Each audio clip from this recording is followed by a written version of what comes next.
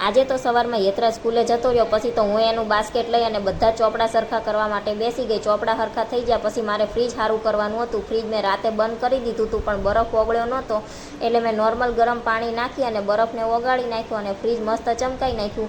મારે કામ પૂરું થઈ ગયું ત્યાં સુધી ફ્રીજના ખાના ધોયા હતા, એ સુકાઈ ગયા હતા. પછી તો યેતરાજે મને ખાના આપ્યા અને મેં વ્યવસ્થિત ગોઠવી દીધા અને હું શેરડીનો રસ લાવી હતી. તો યેતરાજ અને જયદીપ બંને માટે ગ્લાસ ભરી અને ફ્રીજમાં મૂકી દીધો. પછી તો આ બધી નખ પોલીસ મારા હાથમાં આવી ગઈ, જે લઈ અને હું બેસી ગઈ. પછી વિચાર કરતી હતી કે કઈ નખ પોલીસ કરું, તો 3 કલરની નખ પોલીસ મેં કરી નાખી હતી, જે જોવામાં આવી લાગતી હતી. પછી તો હું નવરી બેઠી હતી ત્યાં યેતરાજ નાસ્તાની ડોલ લઈને આવ્યો અને મને કીધું કે આમાં તો કંઈ નાસ્તો છે જ નહીં, એટલે મારે નાસ્તો લેવા માટે જવું છે. પછી તો હું અને યેતરાજ પહોંચી ગયા નાસ્તાની દુકાને અને જતાની સાથે જ તે અલગ અલગ ફ્લેવરની ઘણી બધી પેપ્સી હતી અને નાસ્તો પણ હતો. એમાંથી અમારે જેટલો નાસ્તો લેવાનો હતો એટલો નાસ્તો લીધો અને પેપ્સી ખૂટી રહી હતી તો આવડી આ પેપ્સી લાવ્યા હતા. વિડીયો ગમે તો લાઈક કરજો અને ચેનલને કરી દેજો સબસ્ક્રાઈબ.